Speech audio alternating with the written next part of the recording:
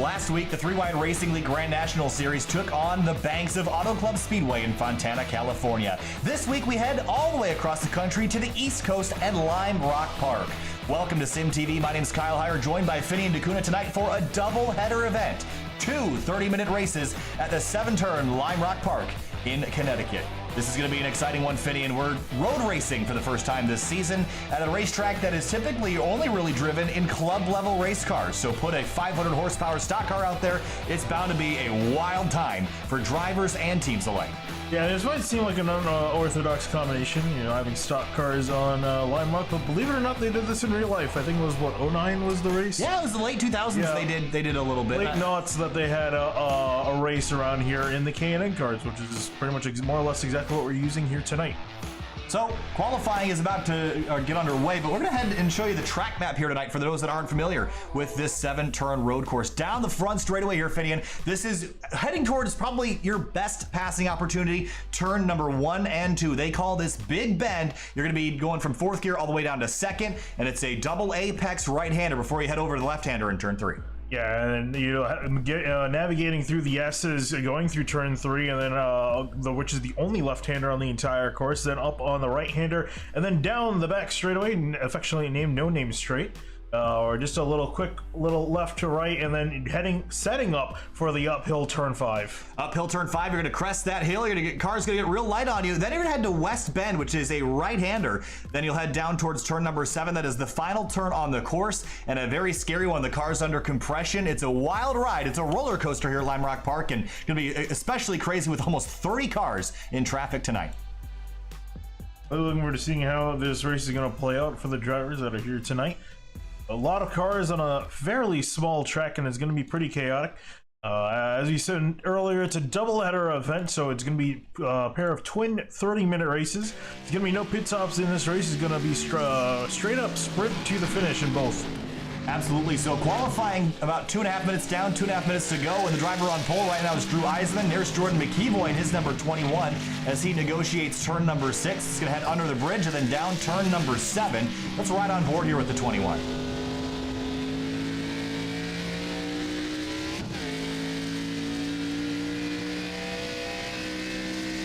Look at the speed, 156 miles an hour down into the braking zone, down to 2nd gear. Right up against the curb, we're going to drift out a little bit to the left and then back to the right for the 2nd apex in turn 2. Then to turn 3, as we mentioned, the only left-hander on the course. So the car setup is pretty compromised here, Finney. It does not want to make this left-hander. You got to get all the way down to the curb and set yourself up for turns 4, 5, and 6 that leads you on a no-name straight. And here how long Kiwa waits to get back onto the power, and then once he does, he can full throttle down in towards turn 5, up through the uphill. And this is the tricky part of the track. You can hear him waiting till now to get really on the throttle after clearing that jump in the hill. Otherwise, these cars get really squirrely. We could potentially see on the starts, especially with cold tires, a lot of wrecks through there. So a minute left in qualifying. Still a lot of drivers left to lay down times. As you see, the 21 go a little bit wide on corner exit. Justin Gable has just gotten pulled away. Matt Gruenberg, 2nd place. He's going to come through for lap number 2. He's 2/10 off pole. We'll see if he can do any better this time. A 51.3. Oh yeah, easy pole for the number 54. No, and Nick Delicato does one better, 51.2 for the 51 car. I didn't even have enough time to set that Gruenberg was faster. Gruenberg went immediately back to 2nd place. Delicato in the 51 going to take on pole. Looking through the rest of the order, I don't really see any other drivers that could potentially take the pole spot away. Here's Carlos Acosta, who had a lot of trouble at Auto Club Speedway, as did many drivers towards the end of that race last week, ended kind of in a wild fashion, and Carlos Acosta will come across the line. He'll start a little bit deeper in the field tonight. A 53.3, that'll be good enough for only about 17th spot. Yeah, I would say if anyone could try to take away the pole, it would have been Jordan McKeevoy. He was pretty fast in practice. Unfortunately, making that mistake on that 2nd lap, we saw him go wide. That was his 2nd lap, so he's not going to be able to improve from that. So he's going to be starting pretty far midfield. Qualifying is complete, and it's Nick and Delicato in the number 51 Toyota Camry. He has gone to pole here tonight with a 51.259. That's the best lap tonight. Have a look at our race conditions for this evening, Finian. Air temp mid-60s here. Track temp just over 80 degrees, so it's relatively cool here in Connecticut this afternoon. Track temp now just dropping into 76. That might pick up a little bit. Wind 11 miles an hour out of the northwest. That's a pretty heavy headwind. Mostly cloudy skies, going to keep the track temp relatively relatively cool. About dead noon here in Lime Rock Park. So this is a really exciting one. Field lining up on the front straightaway. Again, my name's Kyle Heyer, joined by Finney Nakuna. If you have not yet subscribed to SimTV, make sure you do so. We got all sorts of stuff coming up here in the next week or so. And take a look at our schedule on simtvbroadcasting.com. And you're going to find a whole lot of stuff. Road racing, oval racing, and everything in between in the next month or so. Yep, and if you're gridding or lining up on the grid, and as they are, why don't we go through our starting lineup? On the front row tonight, it's going to be Nick Indelicato in his number 51. It'll be Matt Gruenberg on the outside of that front lane in his number 54 Chevrolet Monte Carlo. Going on back to row number 2, we got to find Justin Gable in the 13, who's going to be lining up third next to Drew Eisenman in the 77 in fourth. Starting in 5th place tonight, it will be Sam Close in the number 5 car. He'll start alongside Chad Frankenfield in the number 15. He's been a championship competitive race car and also really good at road racing. We'll see if he can pull it off from 6th. Back in 7th place, you find Kevin Finn in the 14. And he's going to be lining up next to Matt Hackathorn in the 84 in 8th. Starting at 9th, Jeffrey Fisher in the 06 was working well with his teammates at some of the bigger tracks. We'll see how he does on his own at the road course tonight. Nathan Velez in the 48 rolls off on the outside of row number 5. And moving on back to 11th, we find Gerald Campbell in the 31, and he's going to be lining up next to Race Clark in the 22 in 12th. In 13th place, Richard Hines in the 87 rolls off on the inside of row number 7, and Jordan McKeeboy in the number 21 rolls off in 14th place tonight. We go back another row to row 8. We find Ron Hagelin in the 11 car in 15th, and next to him in 16th, Nick Miller in the 9. In 17th place, Carlos Acosta in that pink, purple, and white number 2. Brandon Kluser, who's to his outside in the number 94. Moving back to 19, we find Levi Szalinski in the 97, and he's going to be lining up next to Justin Cobe in the 52 in 20th. In 21st place tonight, Josh Clark in the number 28, and James Miller in the 09. He'll roll off 22nd. And everybody's starting from here on back, Finney. They have a whole lot of work to do. This is a tight racetrack, and it's going to be incredibly difficult. There's a couple more race cars that didn't show up there, but it's going to be incredibly difficult to make your way through the grid here tonight, Finney. And so how patient do you have to be? It's a 30-minute race. That's not that long, but it is 35 laps. And even if you only have one passing opportunity lap down in turn number 1, that is 35 passing opportunities, and you are not going to be able to waste them. It's going to be tough. I think really those guys in the back are going to have to hope for a lot of chaos that happens further up the order. I forgot that this is a time-based race, so that estimation is not at all correct. It'll be about a 35-lap race, in case anyone was wondering.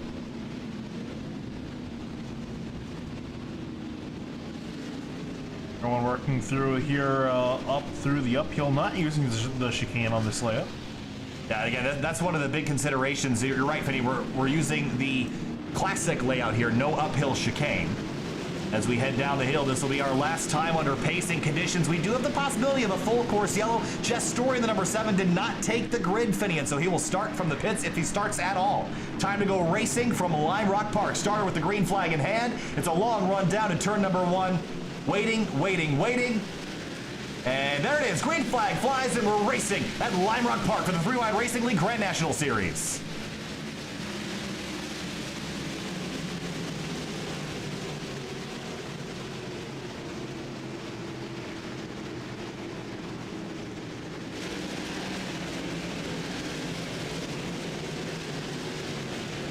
So far, so good. No trouble through the first part of the racetrack. It's Nick Indelicato that's gotten the lead for now on a no-name straight for the first time. Gruenberg in second. Gable third. Close. Eisenman, Frankenfield, Finn, Hackathorn, Fisher, and Velez, your top 10 as they head up the hill for the first time. Yeah, mostly everyone's single file. Oh, this is where the track is pretty tight. Ooh, car a little bit wide there. Almost getting a piece of the wall. In the 84, that was a little bit wide. And over the crest of the hill, Indelicato is going to lead lap number 1. That's how fast things happen here. Trouble in the back. Acosta's up on his lid. Upside down is the number 2. Yeah, that car is going to be done for the day. I'm curious how he got even in that situation. Yeah, that is... I do see some tire tracks that lead off track, so I think got loose here. Replay on lap number 1 just got loose, and he's going to come back across right in front of the field and just tips up and over. And around goes the number 2. So Acosta's race 1 done early. Eisenman in the 77 had a good start, but he's off course and has dropped down the order. He started in 4th. He's down to 22nd. Oh, there's Tanner Sharp right ahead of him, getting in the grass. See Eisenman jump on the binders to avoid. an incident, but up in the front, no change. It's still Oh, around goes the 3. Tanner Sharp spins, and someone else, that's Frank Sims in the 75, gets a ton of front-end damage as he gets drilled. He's going to get that car back on course. Worried about that hood going to pop up and maybe obscure his vision here if he gets too much faster. And there's that looks to be Levi Szalinski, and Michael Goodman's back there as well. I think they ran into some issues. That hood is just sitting on the edge of flipping up. And, oh, it's popped back in. Let's take a look at what happened behind them. The 44 just ran off to... Yeah, Szalinski was already around. He was off track trying to avoid Szalinski. So trouble early for a couple different drivers. Up at the front, though, it's still Indelicato, Gruenberg, Gable, your top 3. And you can kind of tell, really, especially in these kind of races, who the road course racers are. Indelicato, Gruenberg, Gable, all the way up at the front. Same thing with Sam Close as well in 5th. You can see him already separating from the rest of the field by a pretty sizable gap. And just don't make mistakes. We've seen a couple mistakes. They are costly so far. Michael Goodman has actually lost it exiting turn number 7. He's going to hit pit lane in the Pinecone cabin, number 44. I'm in a good race for him, but rounding out of turn 4, he's taking a little bit of curve as the 51 trying to extend his lead, and here comes Gruenberg, and look at Justin Gable in that 13 Ford right up behind him. I'm a little bit surprised that Gruenberg isn't putting more pressure on Indelicato here early. We know how good Gruenberg is at pretty much every kind of racing. Maybe road course racing isn't exactly his forte, but here comes Gable putting pressure on last year's champion. Yeah, Gruenberg swung out wide to take the corner, but that opened the door up for Gable. Gable is going to take every chance he can get. Gruenberg feeling the pressure, running all the way out to the concrete curbs at corner exit, and they're pretty violent around here at times. Here's Nick Miller and Jordan McEvoy. This is for 13th place. And a poor exit for the 9. So I heard that some tires spin as he's trying to get back on the gas. Second place. Here comes Gable up the inside, side by side through turn 7, and Gruenberg runs right around the edge, rim riding turn 7. He'll have to give up. And that killed up his run down the exit. Here comes Sam Close now starting to close on Gruenberg, who gave up a lot of time. Down to second gear, and Close did close up a bunch. Yeah, I'm surprised the 13 didn't wait to pass Gruenberg by turn 1. Yeah, they both kind of gave up some time back to Indelicato, but we'll see if the 13 can try to chase him back down here. I think the race name was wrong on the YouTube thing. I don't know how nobody noticed that, but I'll fix that later. Don't worry about it. We're on the other side of the country, but we'll get that fixed. And Delicato's got a 2.5-second lead. Does it say Fontana? Yeah. Oops. I was wondering why people were saying that. I was like, I guess the name's wrong. Yeah, well, it was off. Oh, car off. That's Dustin Dewar in the number 32. He's gone for a bit of a ride, and he'll loop it again. And he actually got in the wall. This is down in turn number 1. He just completely missed his braking zone. And just drove off a little bit too hard and locked up the right front tire. Gonna slide off, and he's probably gonna catch the wall right there. Yep, got the left front pretty hard, and ended up spinning once he got back on course. Damage to that Pontiac Grand Prix. And also let it go a lap down. Here comes the 51 of Indelicato right in behind. You're going to let the leader on through. Yeah, and again, we're only 5 minutes into this race. We've already done 6 laps. That's how fast things go. Justin Kolb is around in turn number 1. That's on the inside. And he just spun. He locked it up on entry. Whoa! That was McKeeboy, I believe, that went soaring on past him. And Kolb just locked up. He wheel hopped it and spun around, and McEvoy took evasive action. That was really well done. Yeah, great job driving. So Gable dropped from what would have been around 12th, 13th place back to where he currently is in 21st. Jeffrey Fisher is in 11th spot in the 06, trying to chase down Race Clark. And Fisher started in 9th. He's actually dropped a couple spots, but seems like he's catching back up to this 22 here. So we'll see if he can put some pressure back on. And everyone, you see the exhaust flames popping out the right sides of these cars, getting them woed up for the exit of turn 2. It really is a matter of kind of trying to close up on the driver ahead of you and then trying to making a pass down at turn 1. Oh, Corey Lindsay's off. Oh, teammates together. Oh, man. Corey Lindsay spun off at the exit of turn 7. Did they tangle? Here's a look. They were coming down the hill, and the 52 just goes for a gap that wasn't there, and they turned around and got together. It was a really awkward exchange there between those two. And it seems like the trouble right now is happening everywhere. There's really no one spot that it's concentrated on. You see Indelicato kind of lock up the brakes. There goes the double zero off track again. This is going to hurt. Oh, yeah, and hit the wall pretty hard there. Almost exactly what Dustin Dewar did a few laps ago, and Corey Lindsay's going to come to a stop. We do have the potential for full course yellows, but we will not do that as Corey Lindsay leaves the racetrack. So Indelicato, 7 laps led today. That's all 7 laps that we've completed. As he drives away, Justin Gable is second place right now, 2.7 seconds back. So it's an all-in Indelicato show right now. He's a little bit wide at the crest of the hill. Yeah, and Gruenberg started to close back in. We saw these drivers exchange position a few minutes ago now. As we see them do the exact same thing again, and it looks like really no one's going to be able to compete with Indelicato tonight with a almost 3-second lead. Again, we're going to re-qualify and do this all over again in a second 30-minute race, so it's not all lost if you run poorly tonight. In the first race, there's Nick Miller, spun around backwards. This is on no-name straight. Here comes Tanner Sharp to grab a spot. Let's see what happened. Nick Miller probably just got in the grass at corner exit of turn 3. Let's look.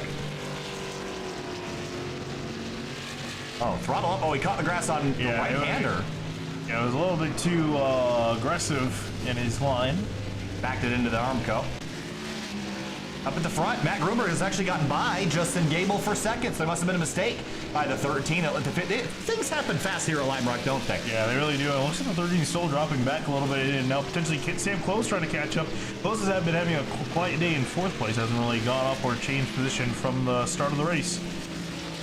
So through turn number 7, Gable, we'll see what his lap time is this time through as he comes across the line. Close is closing from 4th. That was a 54-1, so a big mistake last time through. Gotta make sure he doesn't pull another one. Sam Close faster than both Gable and Gruenberg last time by. And Sam Close has been Mr. Consistent so far today. And only running 0.2 off his best time, and all others around him have dropped quite a bit. Our leader has dropped off 0.8 of a second since the drop of the green flag, but his pace was so fast from the beginning that he continues to stretch his lead out. You see the 44 Goodman back on the track, and Levi is just Dewar ahead. Yeah, there's a bunch of lap cars that they're having to negotiate now, and lap traffic is going to be a big factor tonight with how many cars there are. There's 29 that started this race. And again, with how many laps that we have, we're certainly going to have a lot of lap traffic to negotiate this evening. A couple cars are off track. Corey Lindsay, one of them. Carlos Acosta, done for race 1 tonight. Sam Close a little slow that time, 52.4. And now Gable working his way through some lap traffic.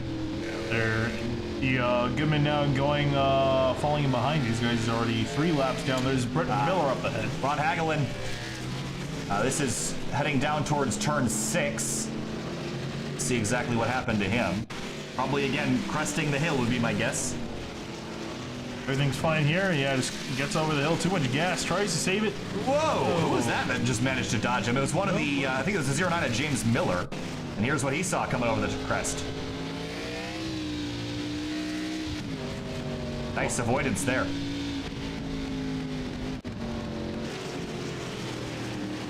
Race Clark in 9th place, Gerald Campbell. And how about Nathan Velez? A 3-car fight for 8th place. Velez in the Dodge, Clark in the Ford, and Campbell, I believe, in a Pontiac. Might be a Chevrolet. Pontiac. Yep. Clark now trying to work on Velez, as you're saying, battle for 8th place between these guys really close together.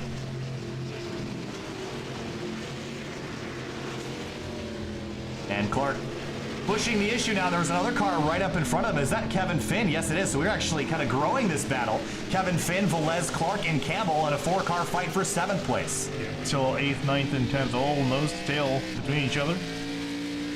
Really close together, and Kevin Finn having potential being drawn back into this, although it looks like Campbell was trying to have a look up the outside into turn 5 on Race Clark, and that's a brave thing to do, trying to make a pass in turn 5 up the hill. Yeah, that's kind of why they put the chicane down there, Finian, is to kind of help passing a little bit, slow the cars down so they weren't going so fast through the uphill, because most of the incidents here happen at the crest, so to slow the cars down was kind of a necessary thing. But look at Race Clark again, close in on Velez down the front straightaway. He might have a look down here.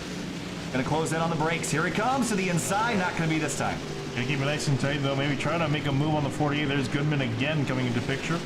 Still dropping down the order, and Kevin Finn trying to navigate him. Now here comes Velez and company. Oh, they gotta take the long way around the 44, and that's gonna open up the door for Campbell to stick the nose in. He gets caught behind the 44, and Clark will get a breather for a moment. Campbell's being a little too optimistic there, trying to make it 3 wide on this track. Can do it. Well, it's wide enough to do it. You just got to be parked. Yeah. Josh Clark has gone around in the 28 to set the exit of 7. He's got some damage on that car. Oh, right behind Corey Lindsay. Man. Corey Lindsay has been, some nights you're the best, some nights you're the ball. Yeah, last week he got taken out by his teammate. That was obviously by accident, but tonight he already twice in the first, really 12 minutes of the night. Oh, and there goes Clark again down in turn 1. Gonna spin it off and get back rolling. Some nights you're the bat, some nights you're the ball, and Corey Lindsay has been hit several times And tonight. a lot of lap traffic up ahead for our leader, 51 of Nick Indelicato. He's got the 97 of Szalinski, then Frank Sims and Tanner Sharp just up the road. A little bit loose at the crest of the hill. Gerald Campbell has spun it out, the 31. Oh, no, and we just saw him in that battle amongst Race Clark and Nathan Oh, Velez. he's going to catch the grass with the left rear tire, and that's all it takes Yeah. to lose grip, and he's going to go around. Not a lot of traffic, and you can't really abuse it. But as I was saying, Nick Indelicato, regardless of all the traffic, his lead has only continued to grow. It was 4.3 seconds that time. He's been a little bit lucky that all the guys he's caught, they've just kind of pulled over and let him on by. Doesn't really have to fight through any traffic. The lap traffic is cooperating pretty well. Ooh, That was Frank Sims. That's going to push out the 51 a little bit, but still managed to negotiate that pretty well. Here's Race Clark and Nathan Velez for 8th. Now just pretty much a two-car battle between these guys for 8 after losing Gerald Campbell.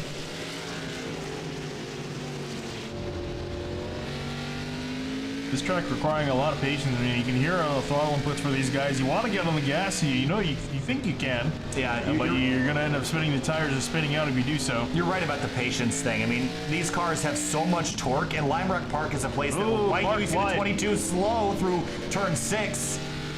And he just missed the apex there, and he lost a ton of time. Yeah, Velez also kind of followed him through a little bit as well, and also didn't get a good exit off the final corner, so battle going to be pretty stationary between the 22 and the 48 for now.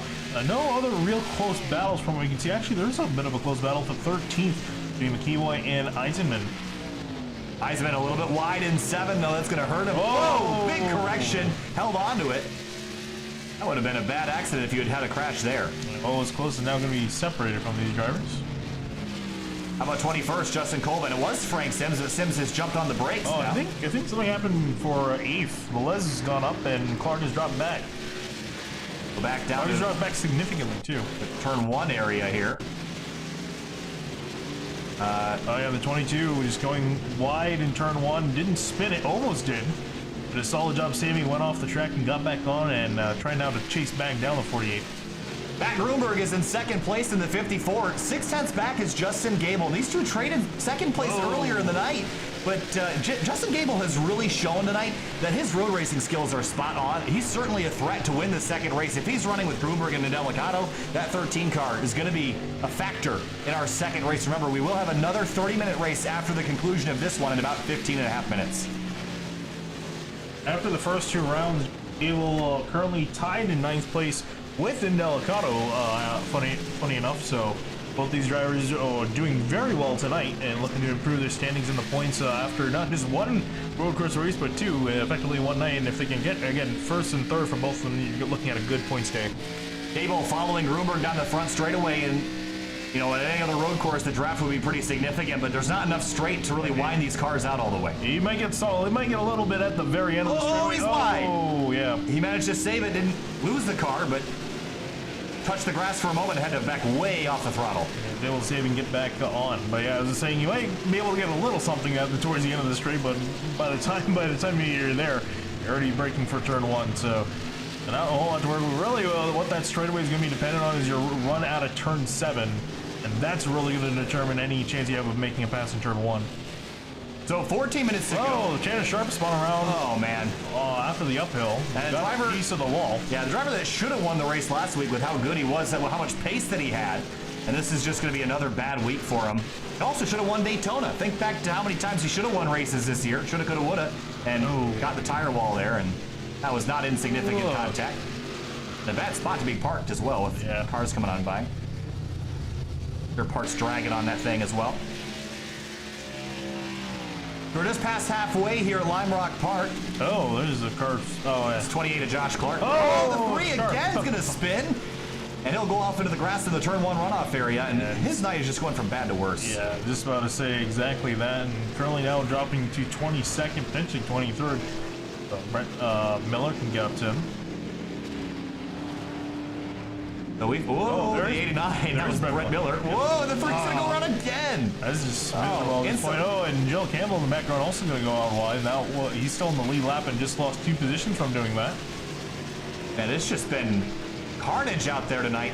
But it's road racing carnage is very different than oval racing carnage. You do it to yourself, and you do it with just a spin now and then. But you know, 1 or 2 spins makes it look like you're having a really bad night. You have to be so consistent. Yeah, especially when you're looking at a race, you know, where very little chance of a caution, really only except past the first opening laps of a race. It's typically where you see a road course when they have cautions enabled.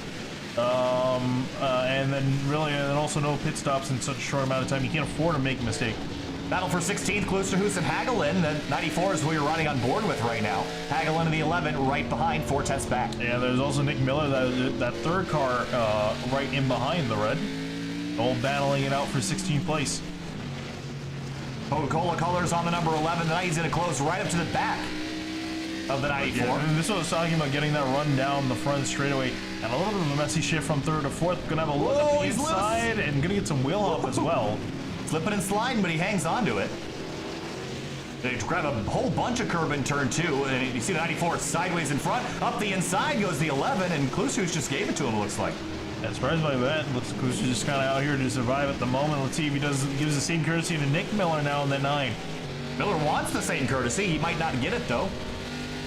That's not fair. You don't want my spot, I heard Miller very delayed on the gas. It looks like maybe he's trying to set up something. Oh, he's loose. Whoa! Slipping, sliding through the grass. He'll hang on, and there goes the 54 Gruenberg. That's the 2nd place car. And Gable now also coming on through, trying to work through this traffic. So we put now not half the field a lap now. There's 14 cars remaining on the lead lap. And Gerald Campbell is off again. This time it looks to be turn 2 again. Oh, yeah, it's turn 2. So Delicado is still leading, and this time 5.3 seconds by the line. He's just checking out and making Gruenberg a little bit nervous. He's got a lot of work to do for race 2 to grab some points. Remember last week at Auto Club Speedway with Delicado throwing blocks down the front straightaway, and there were drivers in the field that were getting tired of that. Well, tonight, you control your own destiny. You don't have to throw blocks here, because if you're faster, you're going to get by. You use the old bumper to get the job done, but Delicado hasn't had to use any of the bumper, front or rear, and has led every single lap so far, all 22 when we come across the line that we've completed so far. Yeah, he's honestly running at such a quick pace. He can afford to let off a little bit now. I really doubt some of these guys are going to catch back up to him, but I doubt he's going to slow down anyway either. So he's going to try to extend this as much as he can, see how far he can take it. Ron Hagelin in the number 11 has the 54 behind him. We'll see how long it takes Gruenberg to get on by, as the lead is extended to 6.6 that time for Delicado. Gonna be a little bit frustrating for Gruenberg here, trying to get some lane on through with the 11, and he's not letting him on by. And the 11's gonna pull on over. There's the exchange. Did cost the 54 a little bit of time. Now 11's gonna hold up Gable coming out through the hill. Gable immediately finding a lane to get past the left traffic, trying to close back in on Gruenberg for 2nd place. Down the hill, and you know, interesting.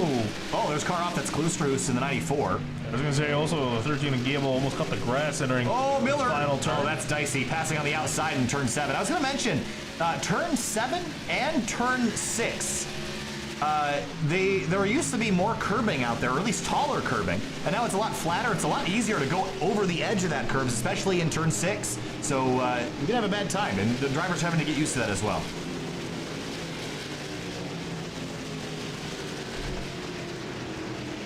Ooh, I see Chad Frankfield. I think he's dropping down the order, or at least, very least, he's just gotten passed by Kevin Finn.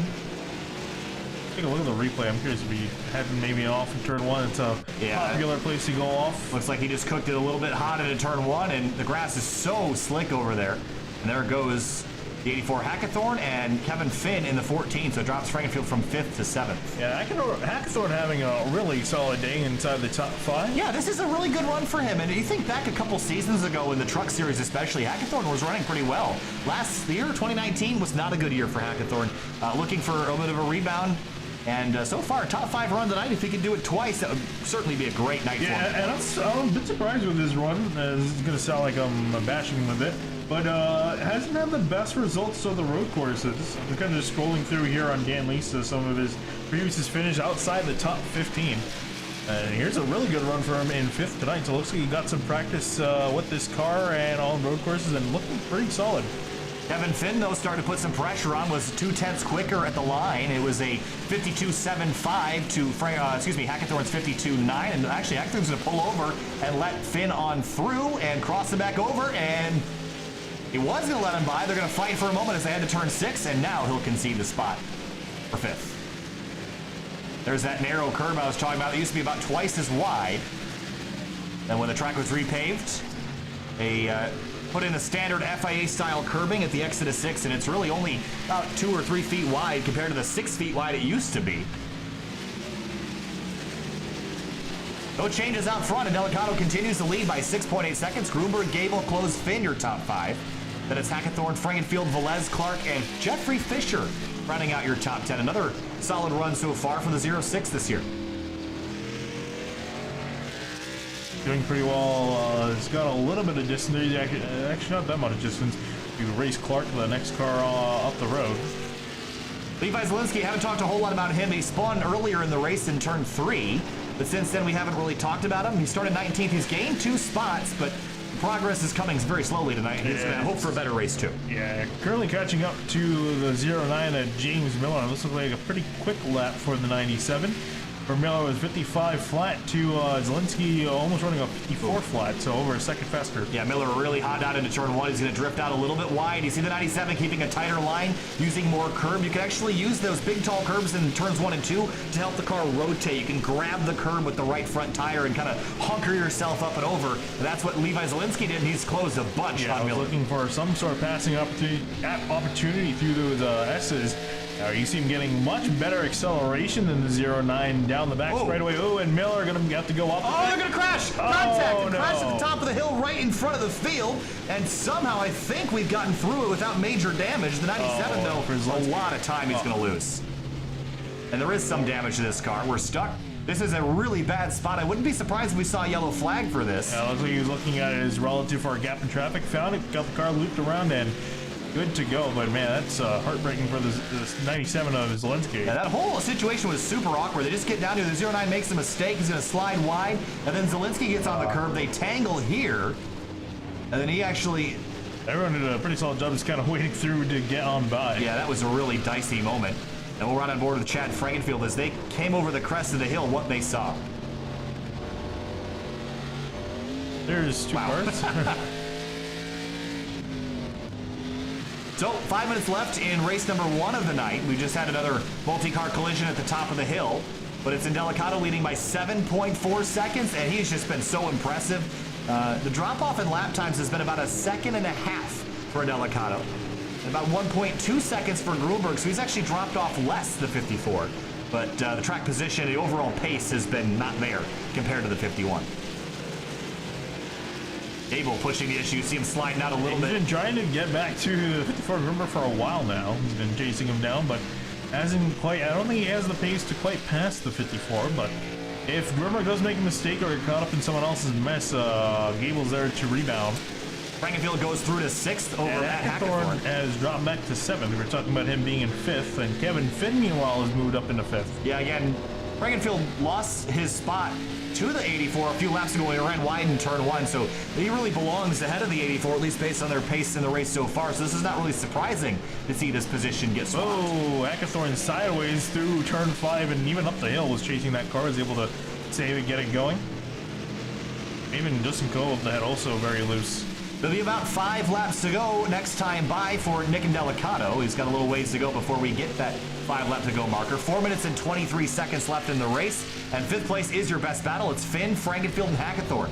14, 15, and 84. Very hard into the brakes, made up a huge amount of time. And that's where the time is made up for the guys that are road ringers. They make it up on the brakes and how deep you can go on the brakes and not sacrifice your exit. You can hear and also even see some of the tire marks that Kevin Finn left through. There's a car off in the dirt. Didn't see what car that was, but someone was stuck to the inside, and Finn's got to go around some lap traffic. Frankenfield's stuck behind him now. Yeah, and I'll put Kolb in between him and Frankenfield, so Finn's going to try to drive away, take advantage of the 52. A bit of tire spin at the top of the crest. Tight, the 52 in between, a lead lap battle. And here he comes up the inside. That's a dicey place to try to make a pass. And it's going to slow him way down for the straightaway here, Finny. That's, they're 3 wide, a car hitting pit lane. That's the 11 of Hagel. Oh, and for Finn, a terrible eggs out of the corner. Here comes Frankie. Oh, way deep on the brakes. No way. Ain't going to make it. Wow, and somehow he does not. Oh, he's going to clobber the wall.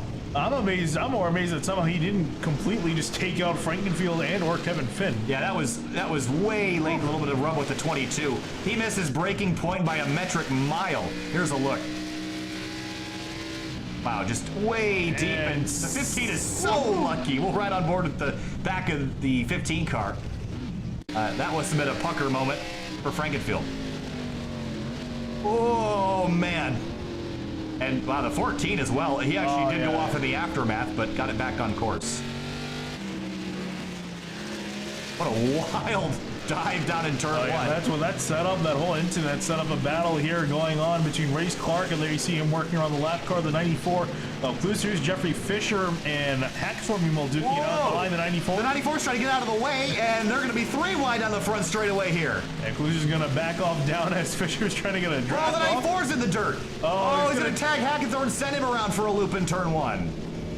Oh, man. And Hackthorne's going to tumble down the order back to 10th spot. And a second lap in a row, we see a wild incident down in the first turn. This is Kluster, who's got loose on the brakes, going to go over the edge of the curb and clobber the 94, or excuse me, the 84. And that was only with a couple minutes left, so there's going to be some hard feelings there, I'm sure. 1 minute and 50 seconds left, and it's Indelicato leading. It'll be 2 laps to go next time by. Yeah, almost 10-second lead. Oh, big crash. No. That's Klusterhoos again. This time at the crest of the hill. Too much power hard into the tire barriers, and it looks like that damage is going to definitely be terminal. That's why he pulled it off the track. Certainly was. McKeeboy and Gerald Campbell, this is a battle for position for 13th place. Campbell looking up the inside in turn 6. Oh, and while they're battling, there's a 54 and the 13 right behind. Battle for second as well. Oh, and Gruenberg's completely held up in this. Here comes Gable. 2 battles, 1 driver's on the lead lap, and another with lap down cars. There's 2 laps to go. Campbell's going to pull over and sacrifice his battle to let the second place car by. That was extremely courteous. Didn't have to do that. Gruenberg locking up the brakes down into turn 1. Oh, but the damage is almost already done. Here comes Gable with trying to get back to the 54. Gruenberg has kind of run out of opportunities. He's going to have really 1 more left, and that's through turn 5. Yeah, he messed up the crossover there, though. Couldn't quite get the run he needed. He's going to build it up a little bit for the exit on an no-name straight. And Delicato's driving away. 10-second lead. We're going to focus on the battle for second. Behind him, another battle. This is for 7th. Clark and Velez. And Clark's going to send up the inside, get ahead of the 48 for 7th place. Meanwhile, back for the lead out of the final turn. I should say the 51 Indelicato is going to cross the line, going to win race 1. One lap. Well, we got another lap. Nice blunder there, Finian. We were doing so well. 2nd place, Gruenberg and Gable still fighting. And Gable's got a bit of a run here, but it's a long send to get the job done in turn 1. You see the nose plunge into the pavement as he locks up the brakes to try to get right up to the 54. He's there. Can he use the bumper for second? Part of the outside. That's the 21 of McKeeboy. They're going to resume their battle behind these guys as the white flag is officially out. Yeah, trying to get a run back on the 13, on the 54, but the 13 Gale, I think he's kind of missed his chances. In behind. Whoa, there goes Campbell. He'll get it back on course. Up in the lead, though, Nick Indelicato. I get this call this time. Out of turn number 7, Nick Indelicato in the 51 Camry. From start to finish, let every single lap of bobble on the curves. Doesn't matter. Nick Indelicato wins race 1 for the 3-Wide Racing League Grand National Series at Lime Rock Park. For 2nd place is going to be Matt Gruenberg by 7/10 over Justin Gable. Sam Close, the blue car in the background.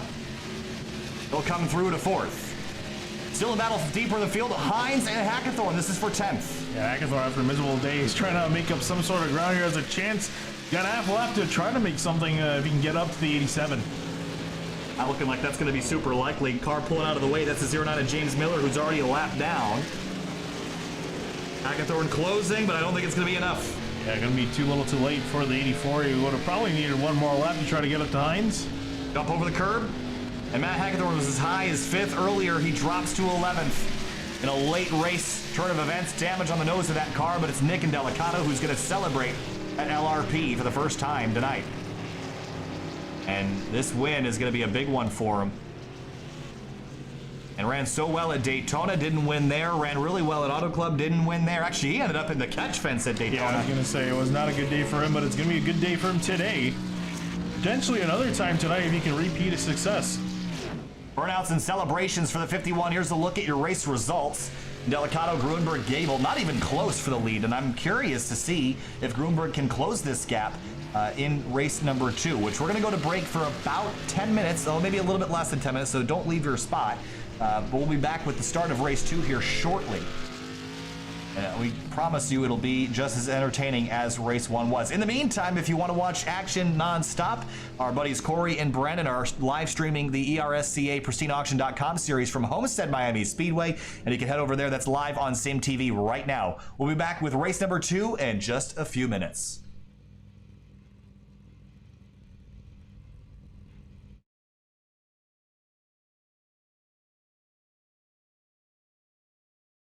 Would you like to have a career in racing, and if so, what would you like to do, Dale? Well, I want to be a race car driver someday. That's, it's all I've ever known, racing.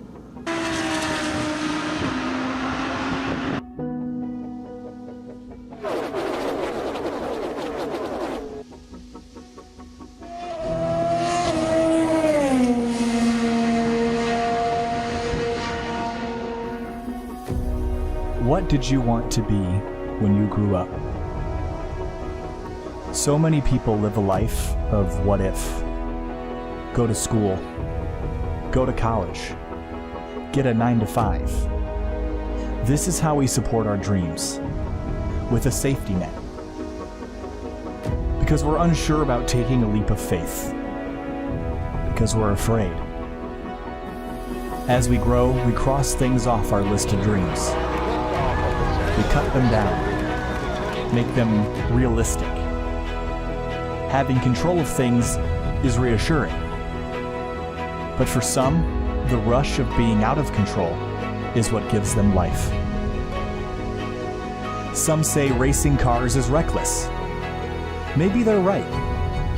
Out of bounds isn't just cheating, it's cheating death. Football fields made up in seconds. Decisions made in instants. For the people that climb behind the wheel of these cars, they're not driving it. They become part of it. It's an extension of the body. As a child, I looked up to these people, faces hidden by helmets.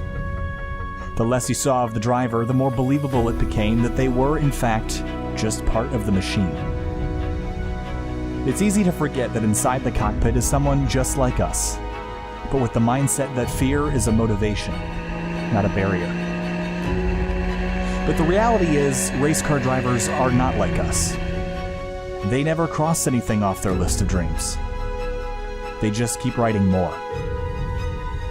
Daytona. This is the finish of the Daytona 500. Side by side. Le Mans. Indianapolis.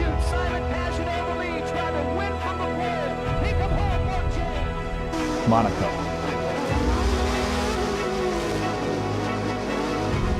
Places that used to be just places, now international symbols of victory. To those that enjoy the spectacle of racing, the 2 feet of concrete and steel cables are a wall between us and them, between sitting in the grandstands and standing in victory lane. These same walls are a stark, immovable reminder that racing drivers put their lives on the line for the sake of the thrill and entertainment. Despite the risk,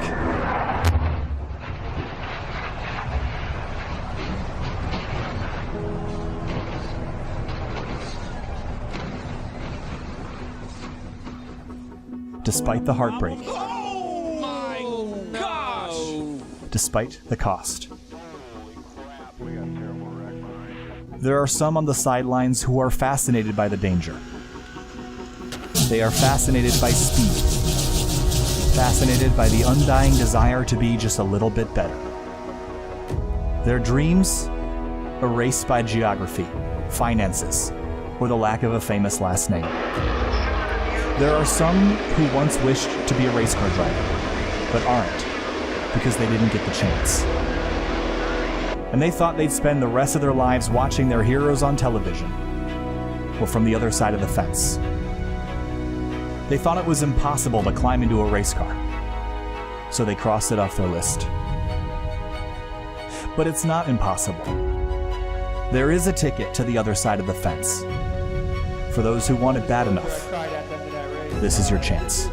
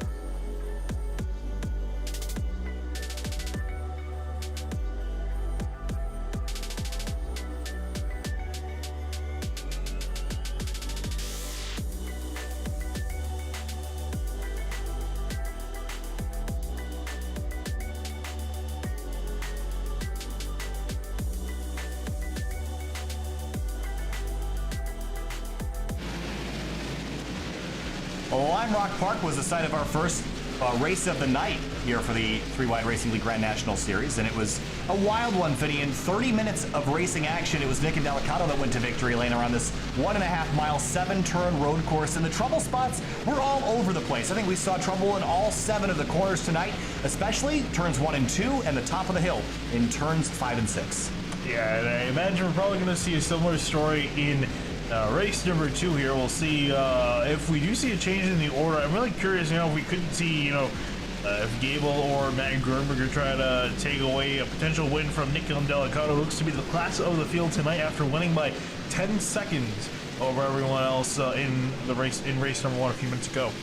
So we're just about 3 minutes away from qualifying here. We're going to finishing up practice. So let's talk a little bit more about this racetrack and the challenges drivers face. You see the sun setting in the background. It's a gorgeous evening here in Lime Rock Park. The challenges, I think, were mostly down to braking and acceleration. The cornering of these cars isn't awesome, but the trouble spots are really on the brakes and getting back on the throttle. Why? Yeah, especially in turn 1.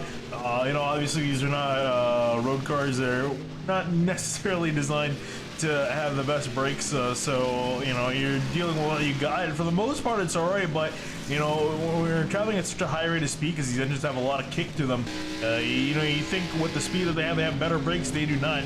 See the 77 getting on the binders, and also too a few lockups as drivers just overshoot their braking zone. You see guys going off the track, and you saw a few collisions as well. And then, similar problem, as I was saying, the engines have a lot of kick to them. Getting on the gas is a big problem, especially up the hill. And we saw quite a few incidents where guys spun out just cresting the hill. So Drew Eisenman, we're following him around the racetrack right now as we conclude practice. Look at the sun setting over the hills there, Finney. It's a gorgeous evening here. Let's talk a little bit about iRacing, though, because one of the reasons why locking up tires and brakes is so challenging is because this new tire, the new tire model 7 that these cars are on, there's going to be a big crash there, 97. This tire is very unforgiving when you lock it up. It will slide forever until you unlock the tire, and you have to release the brakes almost entirely to get it to stop locking, and that's a whole other thing that you have to deal with as well. So if you lock up, it's a bad time, and you have to have enough space to be able to recover from it. Drivers that need a good race in race 2, Matt Hackathorn was running as high as 5th in race 1, ended up having trouble several times and got cleared out by Brendan Klusler, who's down in turn 1 and looking for a return to form in race 2. Yeah, and I mean, he's looking like he has the pace to finish up inside the top 5, if not solidly inside the top 10, but just the mistakes really caught the 84 off guard and put him pretty far down the order. Well, the track temp has cooled way down. It's about 20 degrees cooler than it was for race number 1. 65 in the air, 66 on the racetrack. Wind still 11 out of the northwest. The clouds are mostly covering the sky, but the sun peeking through in the golden aftershades of the afternoon here. So, about a minute left in practice. We're going to qualify again for another 5 minutes. Drivers to watch, I think it's very clear. The driver that won race 1 is probably the favorite in race 2, but who else, maybe other than Matt Gruenberg, can come up here and sneak one away from the 51? I don't know. I really don't see any other drivers. I mean, I would say the potential winners we could see is really, Delicato, Sam Close, Matt Gruenberg, and Gable. I think those seem to be the most capable road drivers, at least tonight, that have a shot at winning.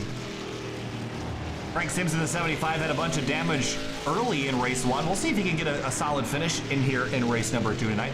And avoiding collisions is really the first way to get yourself a good finish, and he's going to actually have a collision right here over the curbs. He'll take the escape road here. Another thing, if we could actually take a look on the left-hand side of the screen, that is that little tight chicane that the GT Le Mans cars use when they come here for the Connecticut Grand Prix. And that is a section that would be really interesting to watch these stock cars take because of the curbs and how tight it really is. Yeah, the fun fact too is the fact we were talking about the K&N race when they came here. They also ran the chicane. At least in the last time we saw that they came here. So they didn't even use the layout that we're currently using, the classic layout, where you just kind of bypass that. Obviously, again, for safety reasons.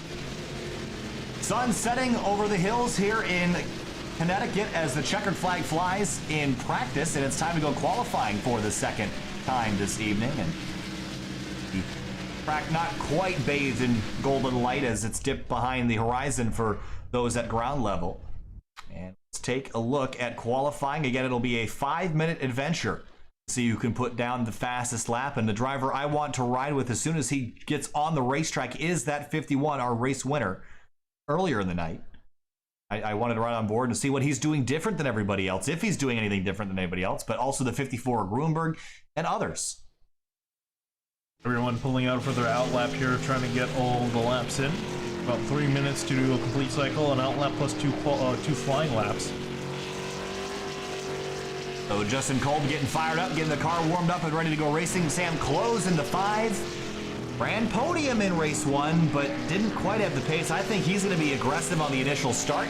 If you can pounce early and make your rivals make a mistake, you can drive off into the distance and not have to worry about him ever again. Yeah, I think really for the 5 of Close, I think if you can get potentially past, Gruenberg and Gable, because he stayed with them for a majority of the race. We dropped this maybe a little bit far back. If he can qualify up in second, he can be a competitor. And Delicado waiting on pit road. He's going to roll out. We're going to be quiet for a minute. We're just going to listen to the sounds of Delicado as he negotiates Lime Rock Park.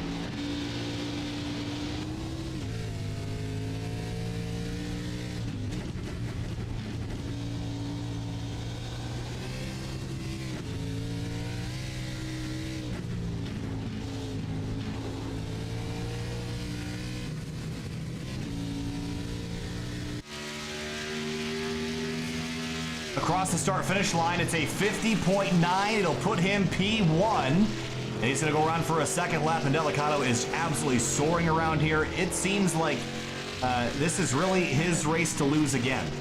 Yeah, now looking at Matt Gruenberg coming across the line, he's going to finish his time. Where is he going to end up with in par with the 51? Doesn't look like that is going to count, whatever lap he just run. He's starting one. Starting a lap.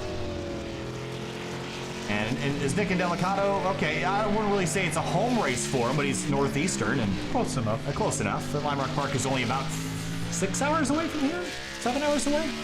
Yeah. So, at least we're in Binghamton, New York, so that's actually probably closer for Binghamton. About 8 hours from Rochester, which is where I'm from. Delicado comes across the line, doesn't improve that time. I ran really consistently, though. Almost ran faster here. And eyes on number 54. Gable up in seconds, ran a 51.3. Yeah, Gable had a really strong qualifying effort. How about Gruenberg on his second lap? What's it going to be? 50.955. And is it quicker? Ooh. It is. Gruenberg pole in race number 2, and that's going to be crucial. He actually was so focused on getting across the line that he actually ran off course in turn 1. Levi Szalinski comes on through. That's 51.7. That's good enough for 7. That's a good effort. Yeah, but I think definitely what the 97 needed. Looking at Chad Frankville to another driver that can end up close to the front. Around 10th to 5th is where I expect him to be. We'll see where he comes on through here out of the final corner. Yeah, he's only going to get 1 lap, but this is it. Won't get to finish a second attempt across the line. What's it going to be? 52.1. That's not going to be very good. That'll put him about 12th, 13th spot. Yep, 13th, and he's going to lock up the tires and go for a slide. So qualifying complete, and Matt Gruenberg stole it at the last second. Really strong effort, and the difference between pole and second, 30 thousandths of a second, 3/100ths for Gruenberg to get on top of Nick and Delicado for race number 2. Again, my name's Kyle Heyer, joined by Finney DeCuna tonight, and make sure you subscribe if you haven't already to watch sim racing all 7 days a week this week. It will be Fuel Premier Series tomorrow from Pocono. Then Wednesday, it'll be the Rodenzo Sports Car Challenge from Circuit of the Americas. Thursday, Scars Ferrari Challenge from Alton Park. Friday, Washington, D.C. region action from Summit Point. And Saturday, Outsider Racing League continues their NASCAR Cup Series season. I don't know where they are, but they're coming up to something fun, so as they always do. So, 1 to green, gridding. Let's take a look at the starting lineup for this second race of the night. On the front row this evening, Matt Gruenberg, the number 54, right alongside Nick Indelicato, the race 1 winner. Gonna try to go 2 for 2 tonight. And then moving on back to row number 2. In third, we find Justin Gable in the 13th. Next to him, Kevin Finn in 14th.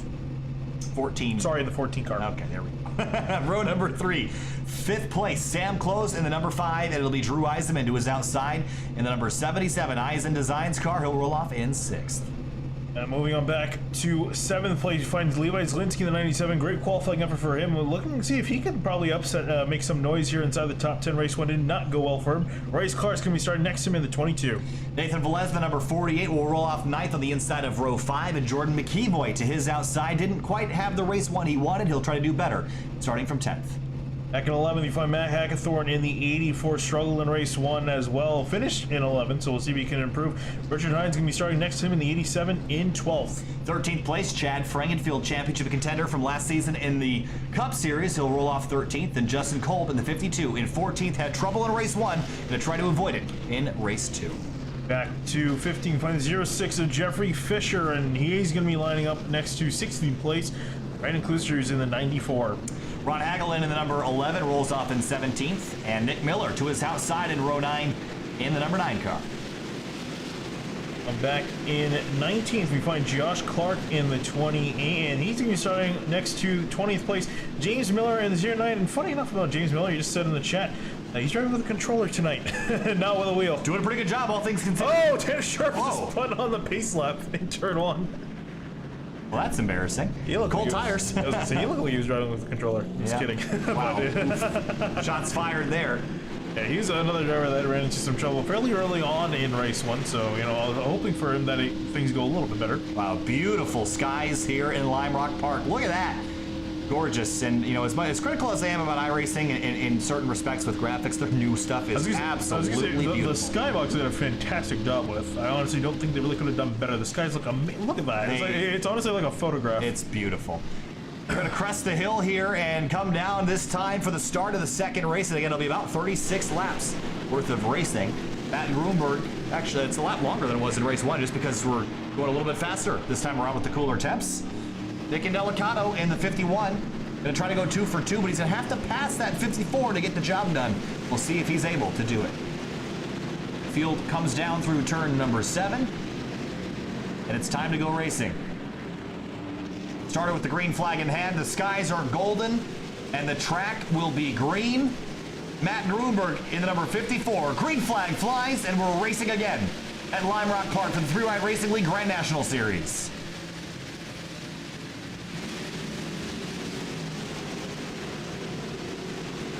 Oh, trouble in the back.